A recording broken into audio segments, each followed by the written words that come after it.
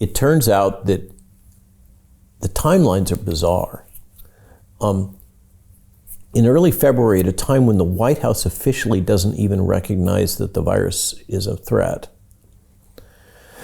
there has been meetings between the WHO and the White House and Amazon and Google and Facebook and the major players in the White House talking about how to control the spread of disinformation and misinformation relating to the virus and vaccines, which all appears to have been basically pre-cooked during this event 201 that occurred in the fall of 2019. So they appear to have really preconceived that this was going to be the strategy, this censorship and control of information. The BBC apparently was already engaging in this space off of the TNI that ostensibly had been about preserving election integrity. And then there was these high-level meetings that occurred at a time when ostensibly the virus wasn't even yet recognized as a threat by the White House. There's a bunch of things that are really don't add up. And then this was deployed. And so a lot of this that we're talking about in terms of the censorship strategy goes right back to the beginning and really traces to Event 201 and that planning, which is clearly CIA driven.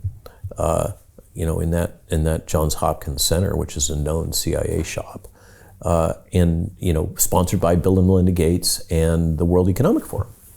And then you can go back from that to Dark Winter and Dick Cheney and this whole history of wargaming that all seems to be biased around the logic that it's going to be necessary to implement totalitarian measures because the assumption is that the population will riot in the event of a major public health crisis. That's one of the core assumptions of all of this planning, is that there will be civil unrest, and the only way to contain that civil unrest is through these egregious totalitarian measures that are militarized.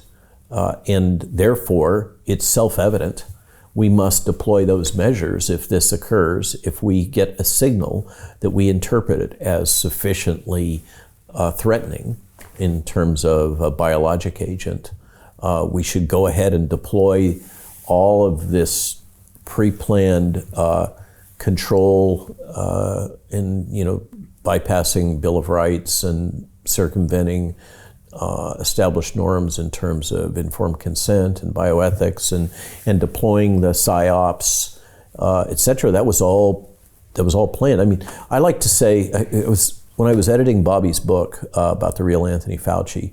In the last part of that book, he starts to touch on these things in Event 201. And so we finally got the book out, which is a major marathon, as was mine. And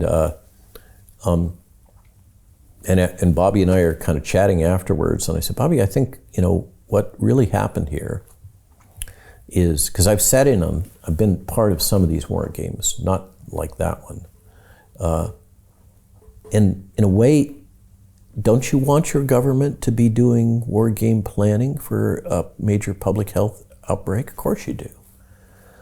But if the people doing the planning are all a bunch of military and intelligence and intelligence-linked media like CNN, if they're the ones allowed in the room, and you don't have people that are going to be saying, hey, wait, guys, is this really ethical, right? You don't invite people like that, naysayers into that. What you get is a militarized intelligence community-driven response. What else would you expect if those are the people that you have at the table doing the planning? And it just seems to have had its own momentum. And then my comment to Bobby was that, I'm referring to Robert F. Kennedy Jr., was that, I dealt with a lot of defense people through my whole career, particularly after the anthrax attacks. And they teach me that when you encounter the enemy in the battlefield, you one of the first things you have to do is revise your battle plan. In this case, they never did. They had a battle plan based on the thesis that this would be a highly lethal pathogen, that they had a highly effective and safe vaccine, that no existing drugs could be used. That was absolutely the belief system. I remember Callahan talking to me about it. Matter of fact, ridiculing me, thinking that me and my team could come up with repurposed drugs that could be effective and safe in the treatment of this disease. He ridiculed. He said, we've had in all of the largest pharmaceutical companies already talking to us in the White House and talking with these strategy sessions, and they're putting hundreds of millions of dollars into this, and you think you could compete with them? You're crazy. In fact, we did, and it was the frontline physicians that came up with the treatment protocols that save lives. That whole arrogance that it can only come out of big pharma with all of their various perverse financial incentives was clearly flawed.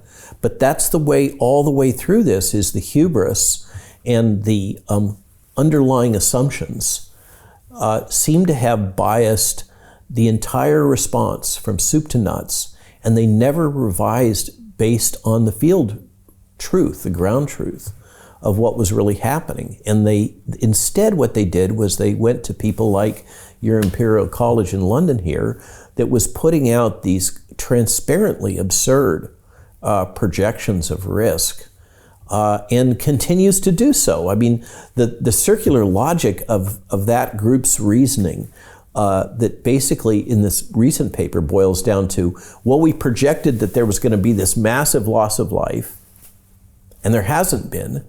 Therefore, the vaccines have been responsible for the difference between what we projected and what's been observed. Not any self-awareness that we blew it with our projections, but rather attributing it all to the effectiveness of the vaccine, which is clearly not effective.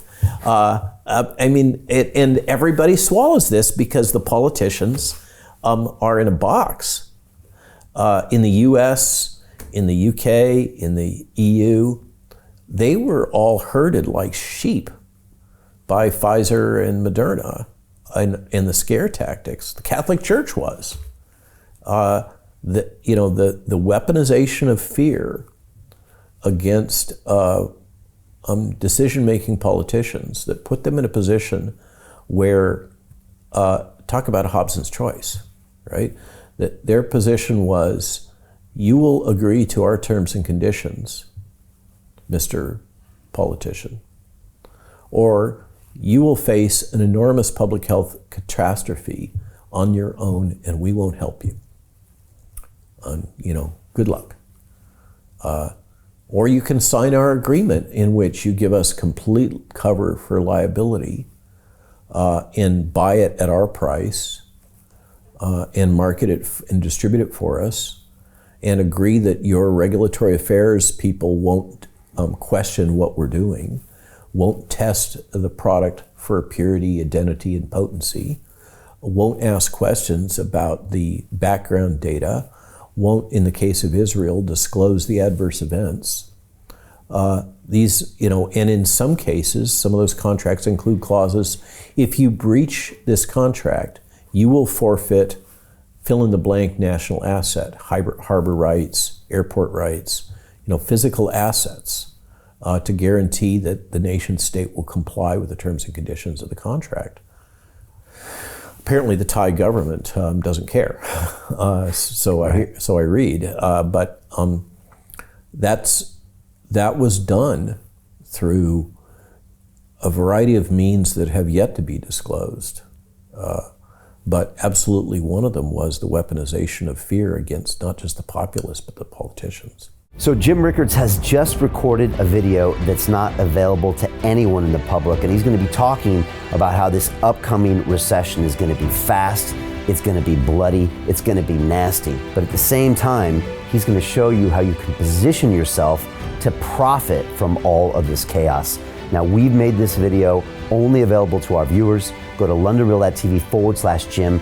Watch that immediately. I can't say enough good things about Jim Rickards. He understands the global economic system better than any guest I've ever had on London Real.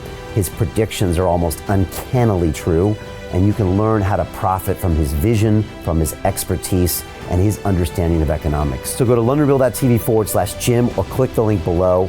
It's an excellent, excellent look on what's going to happen in the future and how you can position yourself to profit from that. Jim is one of the best in the business, one of my favorite guests on London Real, and he's very, very good at predicting the future and showing us all to profit from it. So click the link, and I hope you enjoy. Hey, do you want to profit from crypto? Then join my DeFi Academy. The Crypto DeFi Academy will help you create generational wealth. But don't take my word for it. Listen to my students. When I first got into crypto, I remember thinking to myself, I need to learn more.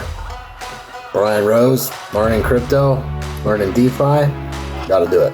I am so grateful that I jumped in and did this. I had to break through some limiting beliefs that I can do this, that I can afford this, that I can be in this. It challenges the things that are deeply rooted within us. Joining DeFi Academy has been one of the best decisions I have made on my blockchain journey. This course was a life changer, a game changer, a huge eye-opener, coming from knowing practically nothing at the speed of the learning over 4 weeks was just fantastic. The information you provided in this class was invaluable. I feel far more confident in my next steps.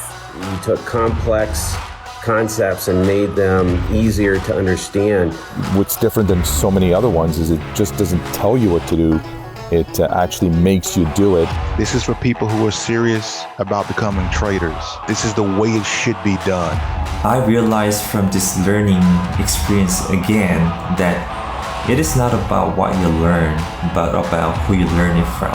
The energy was insane. I've never experienced such incredible energy on a live call. Brian Rose, you are a legend, my friend. It's the only thing in the market where you can get all information and learn everything what you need to know. Everything is so clear and so well done, and I'm just forever grateful for this program. It made me feel so much more confident about crypto than I did before. I did not anticipate how passionate I was going to become about it. It's also been like a big learning experience for me, not just in the crypto space, but just an overall balance of life. What I've learned is, how to take ownership, of my life in a way that I really hadn't before. Yeah, you can't put a price on that, really. I would recommend it to anybody, top notch. Excellence does not come cheap. So if you want excellence, you got to pay for it, but it's so worth it. Pull the trigger. That's what this course is about. You're not going to regret it, really. It's amazing. Thank you, Brian and team. So what are you waiting for? Crypto is happening now. Click the link below, submit your application, and let me mentor you on how to create generational wealth and build the decentralized financial infrastructure of the future.